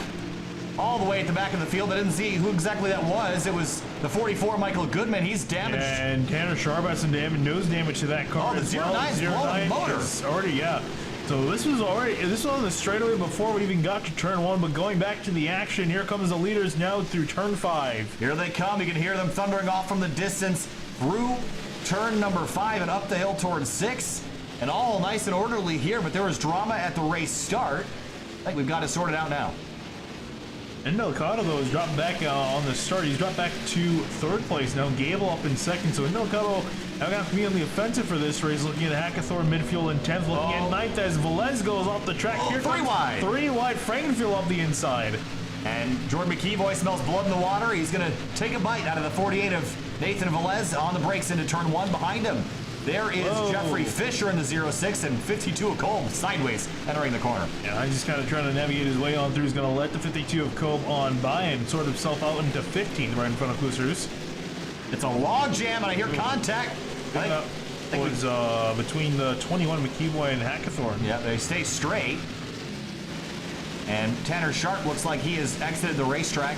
He's jumped to the top of the scoring pylon because he's taken a reset. Oh, the 84 almost got in the fence. Oh, here comes McKeeboy looking around the outside. Ooh, this is going to be dicey. Yeah, on the curve through 6. Now down to turn 7. Looks like Hector now able to pull just a little bit of distance between them. Here comes the 06 of Jeffrey Fisher to the inside. He'll have a look at Nathan and Velez, unable to do anything this time through. Stuck in behind. They'll continue on along. Meanwhile, for the lead, it's kind of separated. The top 3 breakaway between Gruenberg, Gable, and Indelicato, all separated by around 0.3 of a second. Now we've kind of buried Nick Indelicato in 3rd place. He won the race by over 10 seconds in race 1. This is not over. That 51 car is not going to stay in 3rd the whole night. It's just a matter of when he gets the tires warmed up. He's going to be on the attack, on the prowl, and go chase down that 13 and the 54. We will see, though, how important track position is as this race goes on. Yeah, I think definitely going to be fairly important. Whoa, Gable, a big slide out of turn 7. Trouble at the top of the hill. It's Jeffrey Fisher. He's around. And we'll see exactly how he got himself in this position. Was there contact or was there single car spin? Here's a look. Up just loose up over the hill, trying to save it. Almost did, but did a spin 360 and almost got the straight. Oh. Nosed it into the barrier at the very end. Tank slapper. Oh, someone car else hitting is pit flying. lane. It's Frank Simpson. Oh, that's big I was gonna say, I damage. don't think he was hitting pit lane. I think he just got loose. Hitting everything but pit lane. Yeah, just got on the gas too hard. Oh, man. Big hit for the 75, the 2nd time tonight. And Lime Rock Park is really unforgiving with how fast some of the corners are and how little runoff room you have to work with it. So the giveaway a little bit loose, and now that's opened up the opportunity. Here comes the 48, looking at a dive to the inside in 6. Didn't make a pass. Is keeping the pressure on. Up at the front, Gruenberg starting to drive away from Gable, 0.7 of a second lead. And Indelicato is sitting in 3rd, 0.4 back from the 13. And now for 9th place, Race Clark and Matt Hackathorn. Hagedorn just looking to try to rebound from what was a disastrous race 1, was as high as 5th, and in the closing laps, he got bumped off the racetrack, ran off the racetrack, slammed off the racetrack, and he just wants to have a good finish. You see Clark a little bit sideways trying to apex 3. Hagedorn setting up the back straight though. Yeah, almost had a good run. You see him had to get off the throttle, have to get off it again as he gets sideways. Finally get that car straight and back on the power. There you see also McKeeboy and Velez still duking out in behind. Up at the front there, here comes Gable now coming through the final corner, and Indelicato right in behind. He's starting to close back in on that 13. Cars bathed in golden sunlight as the 51 is desperately trying to find something to get by this 13, because that 54 is driving off into the sunset. Quite literally indeed, and I'm really curious if the 51, if he can get past Gable in the 13, if he can try to chase back down Gruenberg. I don't know. I feel like Gruenberg might have this. I think the grippy conditions are definitely helping him out. We'll see. We've still got a long way to go, only 5 minutes into this race. And speaking of race, how about Race Clark in the 22, Hackathorn in the 84, putting pressure back on him, still for 9th place. These two have been fighting since the drop of the green. Yeah, and a little bit wide for Race Clark. It's going to ruin his run down the straightaway. Hackathorn all over the back of him. And up the hill we'll go, and you see the 22 drift out a little wide. Hackathorn unable to carry the speed to catch that 22, and that's why it's so difficult to make a pass around here, because 6 of the 7 corners are just setting you up for turn 1. I mean, that's all the rest of the racetrack is. You have to be really gutsy to make a pass anywhere other than that first corner. And I also just want to point out, too, for Levi Szalinski up in 6th place. What a turnaround for Szalinski. Considering how badly race 1 went for him. Couple battles for 9th and for 11th, respectively. Clark and Hackathorn, McKeeboy and Velez. Clark a little bit loose going through the left-hander here. Now back onto the right-hander, down the straightaway they go. A little bit of understeer as he comes to turn 5. The 48 unable to do much with them. Now, Gable actually did close in slightly on Gruenberg that last time, and Indelicato is keeping pace with him. Yeah, actually closing more this time. Man, he's Gruenberg. loose on the brakes, really trying to be aggressive on the binders. So, Gruenberg trying to lose some pace as top 3 will kind of converge in on one another. You see also same close well within the picture in case these guys get together, which is very likely. Well, we did see over the course of race 1, And Delicado lost more time compared to his best lap than the 54 did, but Delicado's pace overall was so much quicker than the 54, so it's going to just only be a matter of time before we see this 51 get up there and fight for the lead. Looking like he was just about, he got a really good run up the hill to the third team, but nowhere to really go with that run. Turn 7's all about setting the car, letting the weight transfer onto the nose to get rotation. But that time, Gable got a really solid run. And Delicado sits 4/10 back. Levi Szalinski falls to 7th. And here comes a battle for 7 as Frank was trying to take it from the 8th spot at Pontiac Grand Prix. We'll see if he'll take a dive up the inside for turn 1. Looks like he'll stay in line. Behind him, Hagethorn and Race Clark. Clark going a little bit defensive down to Jerome to keep that 84 in behind. Kivoy and Velez side by side through the first turn. Are they going to rub? Door slam. There goes the 21 off course slightly as the 48 goes on and through. 52 almost turned around McKeeway, had to back off, let the 21 collect himself. Elbows out, baby. Road racing and stock cars always been that way. If you're not willing to jut your elbow into the driver next to you, then you're not going to run very well here. You just have to make sure that they can't get back to you. Yeah, and especially considering how tight the some of these corners are. As well. It's just going to lead to cars getting into each other in the middle of turns. So, but a lot is trying to drive away now from the 21. D-Boy's got a rear mirror full of the 52 of Justin Kolb. A really good run through 7. Look at how much momentum he carries onto the front straight. He's going to have a look here. I was going to say McKeeway, I think, charged the corner a little bit too much while the 52 Cole prioritizes the exit, not able to get quite alongside. Oh, that was a big bobble. Deep on the brakes for the 52 as he's able to get the car low down. And woe it down is pretty much all they've been doing tonight. You don't have a whole lot of control at the limit on these brakes. Your car's dancing around. You're locking up the rears, locking up the fronts, and you're just praying that you can get it stopped before you get to the corner. Cast iron brake rotors, these cars were old school. In a lot of ways, it makes it pretty fun. Front 3, same way they were as we started. Actually, fun fact, the last time they went on through, it was closed. That was the fastest car across the line. Actually, the same thing is through for this lap as well. So close actually closing in on the leaders a little bit. Brainfield putting more pressure on Szalinski for 7th as they head under the bridge on the Samposi Straight and through Big Bend. As far as I thought, what if Brainfield would have gotten around the 97? I don't think he was closing in quite a bit. Velez and Justin Kolb side by side through turns 1 and 2. Is it a wheel destroyed? I don't think that's how it is on his end. Probably a synchronization problem. It's been quite a while. I don't think he would be there. Oh, okay. That was interesting. Yeah, I don't have faith in iRacing's damage model. Usually it resets pretty quickly, but yeah, he has dropped back in behind Velez. He definitely, I think, had an issue. Whether or not the 21 was involved in it, I'm not sure. But here comes now Kolb and the 52 in behind the 48. Ooh, he turns around. Sideways, and Velez is going to slam the barrier at the top of the hill. And just like that, in the blink of an eye, he's destroyed. And I'm sure he's very upset with that situation. Trying to get the car now fired back up. Yeah, probably stalled here. This is not a great spot to be stalled. There he goes. He'll get looped back around. Damage pretty severe on the left front of that race car. And let's take a look. And we saw it happen. But just a miscalculation by the 52, I think, Finian. But just tapped him around in the left rear. The small tap didn't even give him any damage initially, but to the wall for the 48. And this is a discussion that we had all week last week, or all race last week, is how this damage model has changed not only the damage itself, but how the cars interact with each other.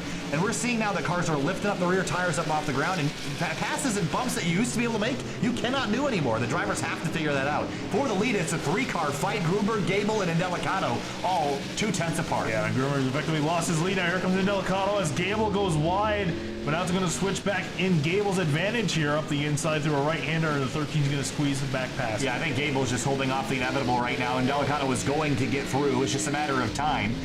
And that was really not the right place to force that pass for the 51, but he's loose. He's pushing hard because I think he knows the window of opportunity to catch that 54 before the tires run out is closing quickly. Yeah, we're already a third of the way through this race, so he's starting to run out of time. We're closing up also on halfway. A little over 3 minutes time, so he's starting to run out of time, and especially now that Gruenberg has pulled that lead out back to a second.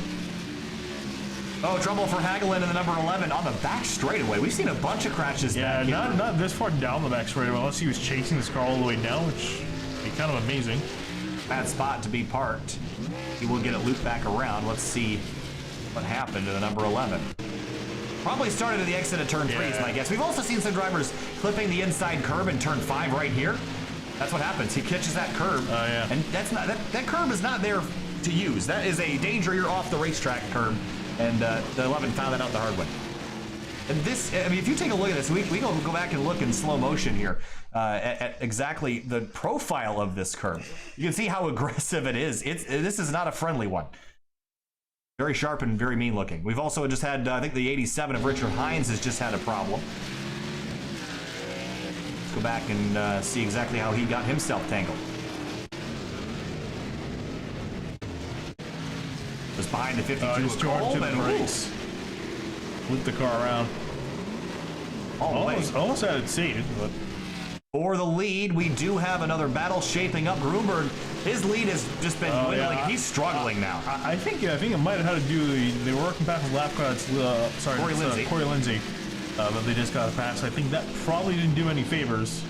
The last lap through was 9/10 off the Gables. I think something. Oh, here! Wow! With Delicado, big dive up into 6. Yeah, that was not. I don't think that was an attempt to pass. That was a "I'm here, let me go" kind of. Well, move, right? now he's got a shot at making pass. We can get a good run through this final corner. This is where I think he's been lacking in comparison to the 13. Gable's beat him as far as we looked almost every single time with these guys. It's been Gable that's been getting the better run off, and we said time and time again that turn 1's the best place to make a pass. Yeah. So and Delicado's so good through turn 1, but he gives up all of his time on the exit of 7. That's where Gable makes it up. So they're, and Delicado's good where it's difficult to pass somebody. I mean, it's the best place, but it's easier to pass him on the straightaway if you get a good run, and Delicado can't get it. Setting up, here comes Delicado with his good setup out of turn 3, but again, nowhere to go. Really, turn 1's the opportunity, and gotta make it happen there. Whoa! Slide! Little mistake. And here it is. I think we're gonna see the pass now. Delicado to the outside, crossover potentially, and a run to turn 7. Here we go. He's going to force it. No. And look at how good Gable is at the exit. That's got to be infuriating for the 51. I had a shot making the pass, but obviously that would have been a little bit too aggressive. I think the 51 would have thought and didn't want to go around. You know what happens to aggressive. So Gruenberg is below the 13 big slide. He's struggling now, and I think this is frustrating Delicado more because I think he's actually holding up the 51 through the majority of the lap. Yeah, Gable starting to spin his tires and overheat the rears, I think, and starting to lose more and more time to Gruenberg up ahead.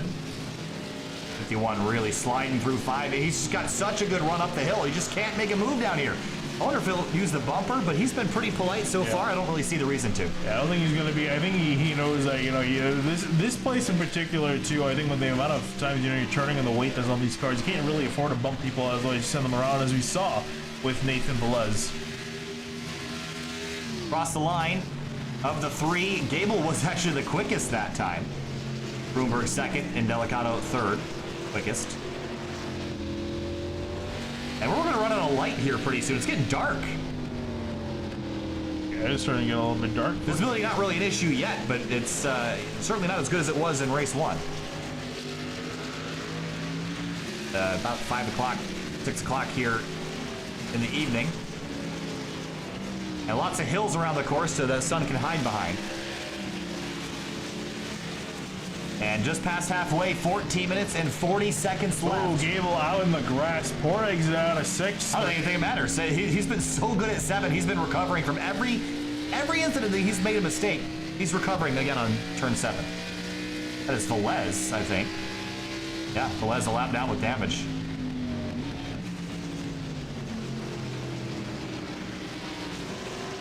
Chad Frankville and Levi Szalinski, they're getting close to each other yet again. They've been kind of toying with each other. I think here Szalinski's going to go defensive, and this is going to be driving Chad nuts. You go defensive in turn 1, it's almost impossible. They're both going to drive off deep into 1. Here comes a 15 up the inside. And Szalinski tries to shut the door. Chad's on the curb all the way, trying to leave enough space. Oh, 97 chopped him there. Yeah, this is going to end badly for one of these guys. I have a feeling. You can do that once, and then after that, you're not going to get a brake cut for you for sure. Not a good exit for the 15 on the 97. You heard Szalinski short shifting, trying to get some grip. There's Race Clark in the 22. He's gone for a ride. We actually haven't seen a crash in turn 3 yet. Here's a look.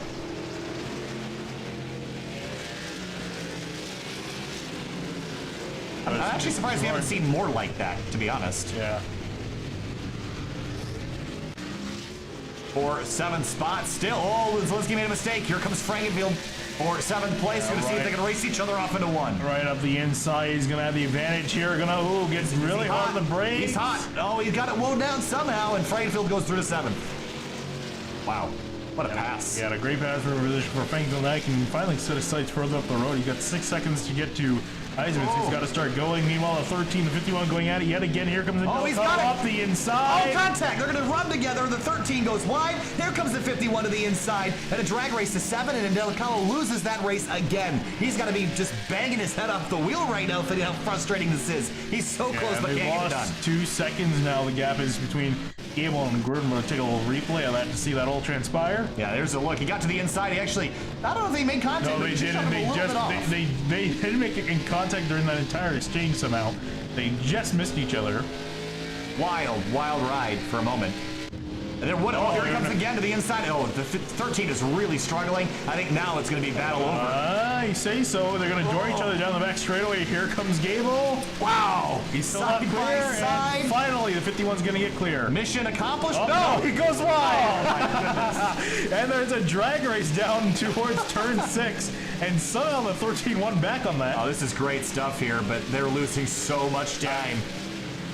And meanwhile, they battle. Gruenberg's laughing his way to the bank. And he's gonna drive away from these guys. Oh, Gable made a crucial mistake right there on corner exit, and here comes the Delicado. He's been so much better on the brakes. Here he comes to the inside. Late move to the inside, and Gable has to give him the space. Oh, he's gonna overcook at the 13. Does he save it? Oh no, he goes around. Please, he spin for the 13. Oh man, he's gonna drop down the order. That all happened because he unsettled the car in the braking zone, trying to give the 51 space. Here's a look. What a wild ride. You can see he's going to move over back to the left, and that unsettles the car in the brakes. Yeah. He almost has it saved, but it's going to catch and swing back to the left. Gable drops to 6th, but Delicado now has mission accomplished. One driver. Now, does he have the time? He's got 11 minutes. He's got 11 minutes to make up 4 seconds. That's Whoa! A horrible crash in turn 1. Wow, that was violent. A vicious impact for Jeffrey Fisher. That car is destroyed. Wow. That wheel is definitely not going to magically fix itself. He hit the wall a ton. Wow, that was a nasty accident. With 10 minutes to go, Jeffrey Fisher has absolutely nosedived into the barrier in turn number 1, and he... Oh man, got Justin Kolb in there as well. What happened? I think he just missed his braking blade by He missed something. Missed the brake pedal, I think. I mean, he just flew in here and clobbers the 52. And here's the view that we saw, just planting himself into the barrier. It's like there's a tire barrier there. Wow, what a ride that he had. Here's another look.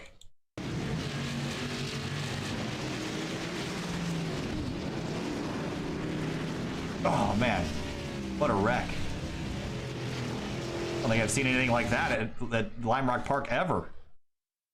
He must have just locked up, missed a brake, something disconnected, but takes a dive, and Kolb, unsighted, has no way to know this is about to happen. Gets drilled in the rear bumper. 06 of Fisher is going to just nosedive straight into the tire barrier. That's a 70-80 mile an hour impact, and that hurt a ton. So magically, Delicato's brought the gap back to 2.4 seconds, and I think Gruenberg made a major error, or had something to deal with last lap. He ran a 53 flat. Yeah. And 54, and then in Delicado, 51.8. I don't know how much of it is mistakes by the 54, or if he's just been inconsistent. I mean, Delicado has been so consistent lap after lap, and Gruenberg is like, he'll run a 51.5, then he'll run a 53, then a 52.3, and he's just all over. Let's see, as they come back across the line, let's see the 54 gets a little bit quicker. He's still running around 52.1 there, 51.5 though for Delicado. So he's actually starting to make up quite a bit of time. Yeah, he's flying right now, and again, this is not unexpected. We knew the 13 was holding him up. We just didn't know how much. I think that the question has been answered now. With 9 minutes to go, he's going to get there at this rate. How much will lap traffic help him or hurt him, though? I'm thinking it'll help him. It depends where he catches them. You know, depending where you catch lap traffic, it can help you out, but it can definitely also hinder your progress if you catch them in the wrong area. Up the hill. 2.5 seconds. Delicado had a problem. He lost time in turn 3 or 4. He's pushing a little bit too hard. Yeah, you wonder how much tire he's worn off battling the 13 of Gable. And if that'll affect him at the end of this race here. 8 minutes to go. It's about 10 laps this time through. Gruenberg a 2.2 second lead. It's still dropping pretty quick at 52.6. That was actually a little slower for him. I think he had. I saw him get a little bit loose in 4. Actually, you know, interesting note while we were watching this. Look at the brakes inside the right front of this 51. They're actually glowing. So he's putting a lot of pressure on those brakes right now. That's where he's been making up his time, but it's certainly pushing the issue on the car. He's glowing daylight too. That should be any indicator. And that's the one beautiful thing about having that model is that we can see who's using more brake pressure than everyone else. And Gruenberg might be using a little bit less, but it is losing him time right now as Indelicato closes in the 51. Oh, Gruenberg just went wide in turn 6, got a little bit of grass, and about to get eaten alive here by the 51. Oh, slipping a slide for the 51 out of turn 7. 9 laps to go, and the gap is a second and a half. He is flying right now. And Indelicato, despite being back in traffic and fighting that 13 of Gable really hard, still running under 52s and the only driver on the track doing so at this point in the race. No other battles to speak of right now at the moment. There's a few scattered, but really we're focused on the lead right now. Yeah, mostly everyone's spread out. Really the only close battle I can see is between Gable and Eisenman, and that's still looking at a second, but Indelicato closing that gap quickly, trying to get back to Gruenberg in the 54. Damn close. We have been not talking about him a whole lot tonight, but he's so consistent. He's the definition of having a quiet night in both races. Just been kind of sitting, idling his time, finishing 4th, didn't really fight with anyone, is currently running in 3rd, didn't fight with anyone either, so been kind of in no man's land, but it's going to lead to 2 consecutive top 5 finishes. 6 minutes to go, and the time is ticking away for the 51 of Nick Indelicato. 1.5 second gap. It has closed 400s off. It's starting to even back out, surprisingly. I think Gruenberg's starting to pick the pace back up, but he's catching some lap traffic. Yeah, I think this is the key here, is how much will he get held up. We haven't seen a full course yellow yet, and we're unlikely to see one now, so there's really no reason to fight the leaders that hard, but you never know. I believe this is Brent Miller in the 89 up ahead that they're catching. Well, they're going to pull to the side, let the 54 on by. Now will he do the same for the 51? Get held up a little bit here. If he's lucky, he'll catch him at the exit of 7. And luck is on the 51 side right here.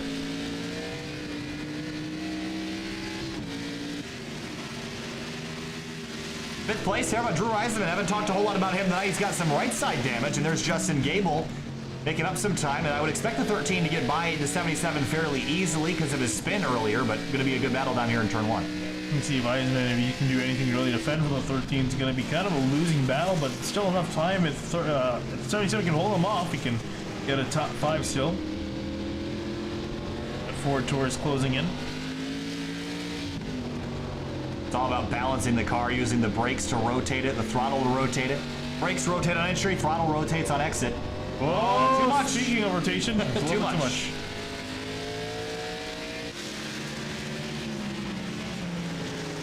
Up at the front, less than a second, and look at all the chaos in front of it. There's the 28 of Josh Clark.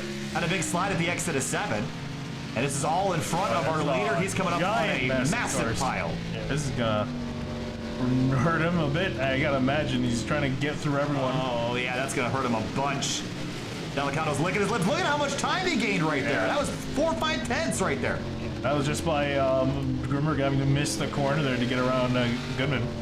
4 minutes and 30 seconds left. It's going to be 5 laps to go. Next time by, Gruenberg leads Indelicato 2 tenths back. Gruenberg wishing he had some flashers to shine at these lap cars to get out of the way. Oh. He cannot afford to wait for these guys or he's going to catch them in a bad spot here. It's all about how you negotiate traffic and how patient is Gruenberg or Indelicato willing to be. Oh, he went up the inside. That's going to cost him. Here comes Indelicato. Easy. Wow. That was about as easy as it comes right there. I was going to say, Gruenberg should have waited to not pass Cope in the final quarter. Should have waited for the straightaway, and that gave 51 an easy line. As he's trying to work past the traffic now, he's got to do the same. Yeah, and I think Gruenberg's going to make a swing to the left here. No, there's going to be blocked off by the 52, but what is one man's trash is another man's treasure, and we're going to see that probably swapped here when they negotiate some more lap traffic. Oh, Kolb off in the dirt. They got The 28 of Clark, and then the 9 of Nick Miller right ahead. Delicato will work his way back. Clark. Gruenberg will just sneak around there as well. Next up on the list, I believe that is the 9 of Nick Miller. Looks like he might catch him by the final corner here. He's waiting. He's waiting in turn 7 so he can catch him on the straights, and that's been working out for him. Oh, 28. Clark off. Gonna get back on and straight. Oh, that was dicey. That was sick! Wow! He somehow got that car slowed to a stop. That could have been disastrous. And he made up time on Gruenberg through all that. Yeah, I was gonna say, I think Gruenberg was just kind of anticipating him to back off. I don't think he was expecting him to send it to the inside, and somehow didn't take Corey Lindsay out in the process.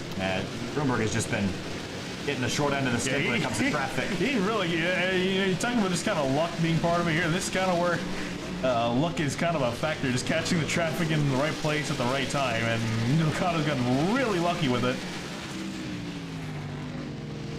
Coming now to 3 laps to go.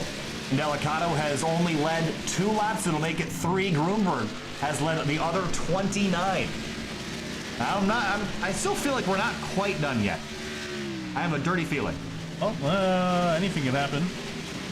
Oh, Gruenberg made up a ton of time on the brakes. That's exactly what I mean here. Seeing if Gruenberg, if he's going to get a little pushy-shovey with the 51. Justin Kolb and Nick Miller. This is behind the leaders that we were just watching.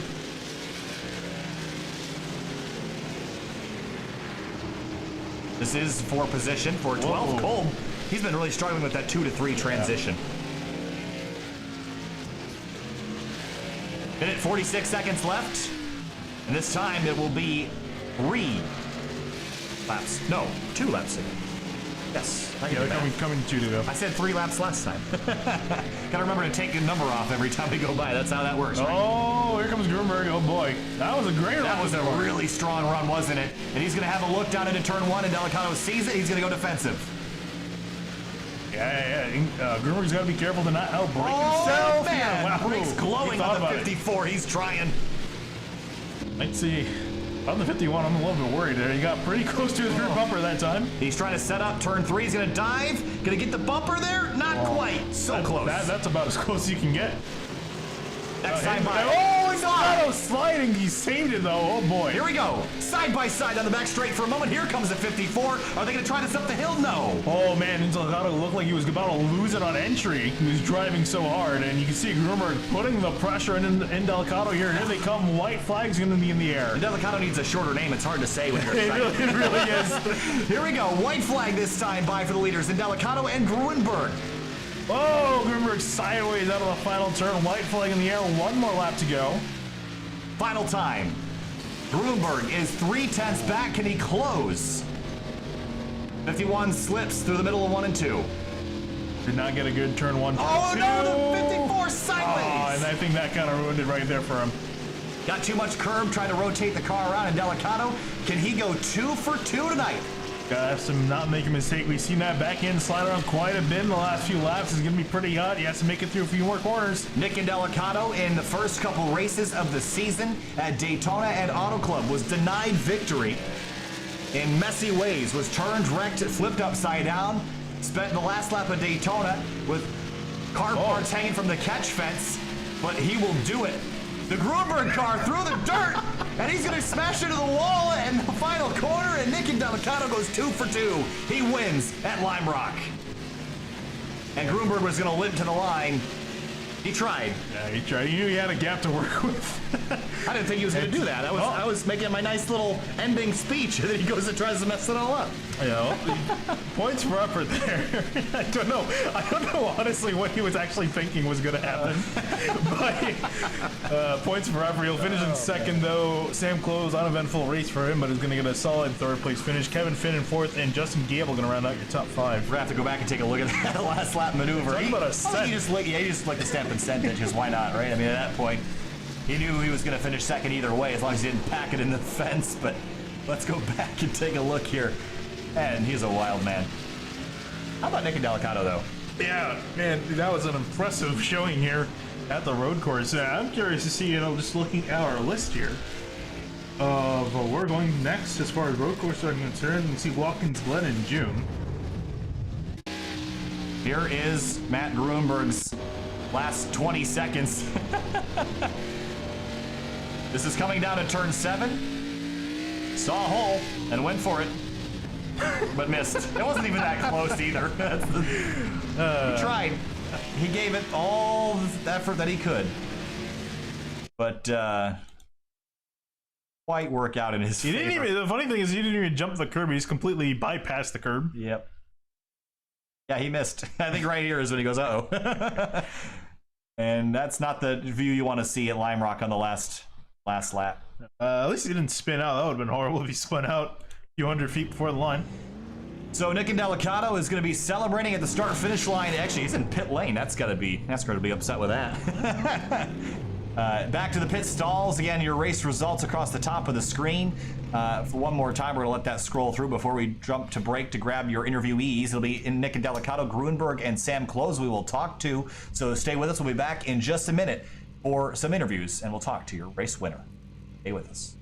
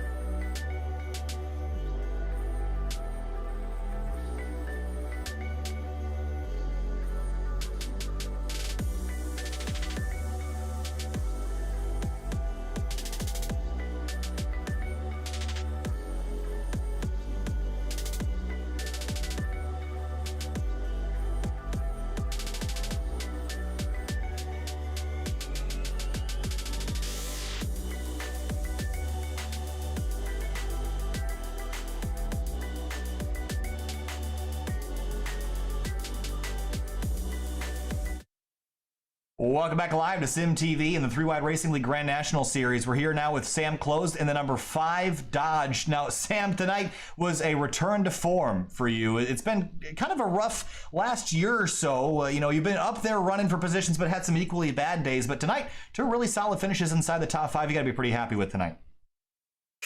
Oh yeah, absolutely. Anytime you finish in front of guys that are really good at road racing, like Drew or Chad, or a lot of those guys, it's a good night. So the car just kind of drove to my style, and I got the hang of it pretty good. I didn't have anything for Matt or Nick, but it was fun. I'm soaked through.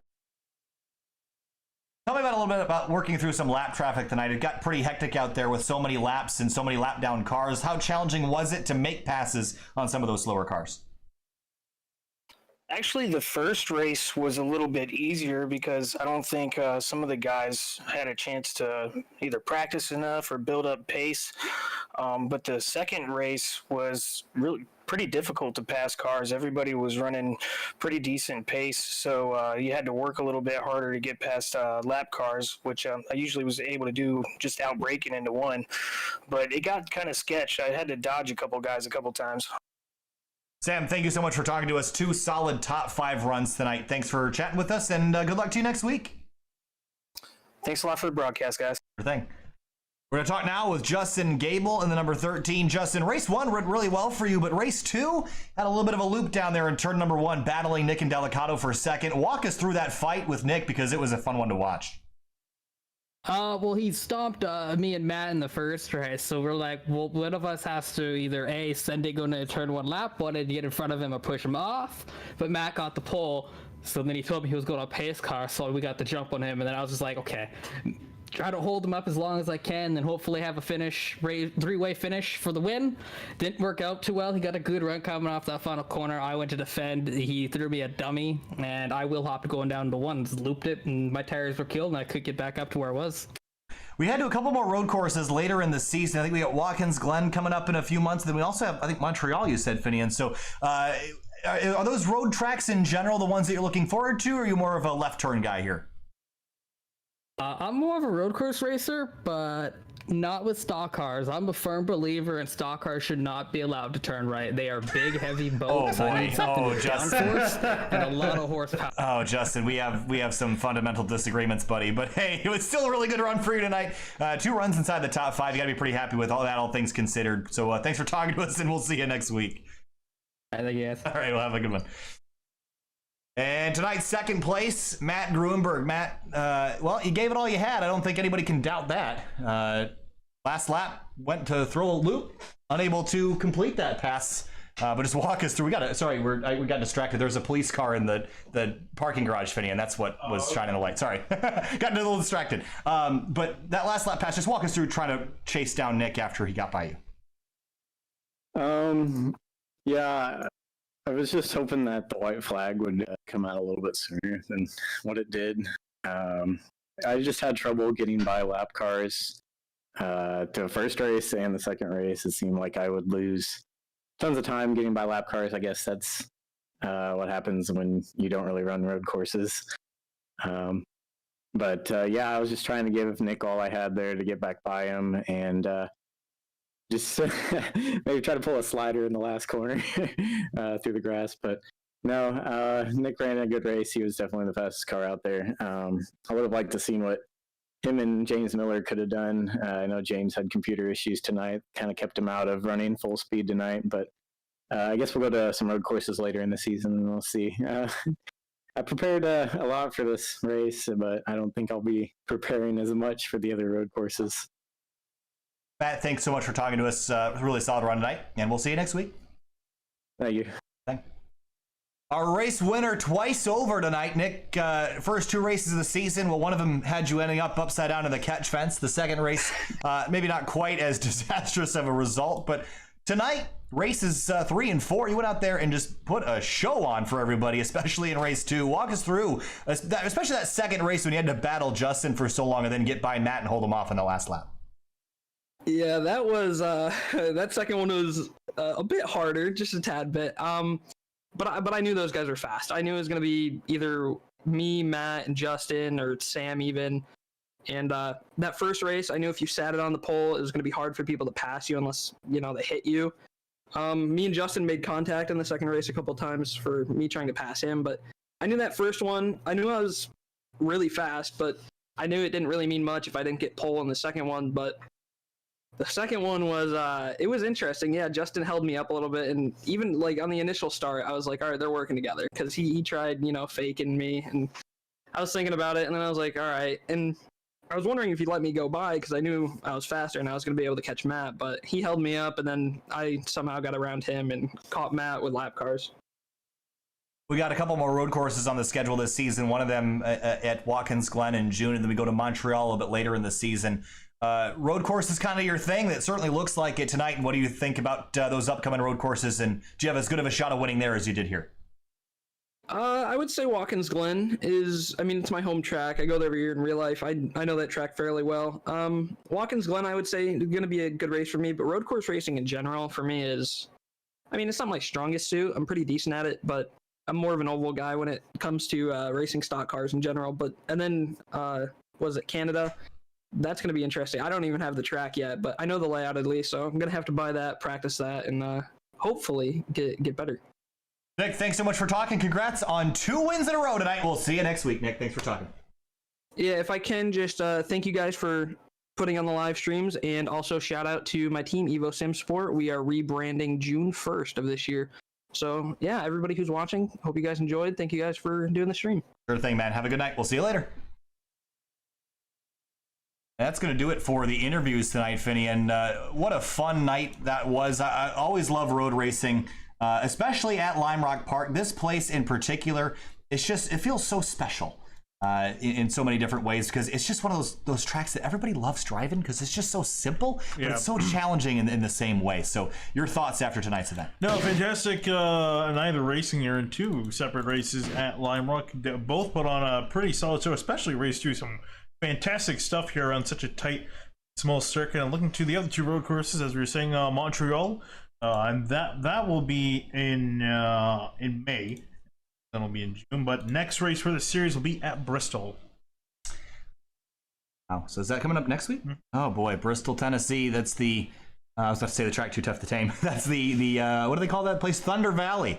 Next week, the half-mile short track in Bristol, Tennessee. So make sure you join us here on Sim TV at 9:40 p.m. Eastern Standard Time. We're going to be live tomorrow at 9 o'clock p.m. with the Fuel Premier Series race. That will be from Pocono, Pennsylvania in the Class B Xfinity car. And then on Wednesday, it'll be the Rodenzo Sports Car Challenge going live just prior to 8:30 p.m.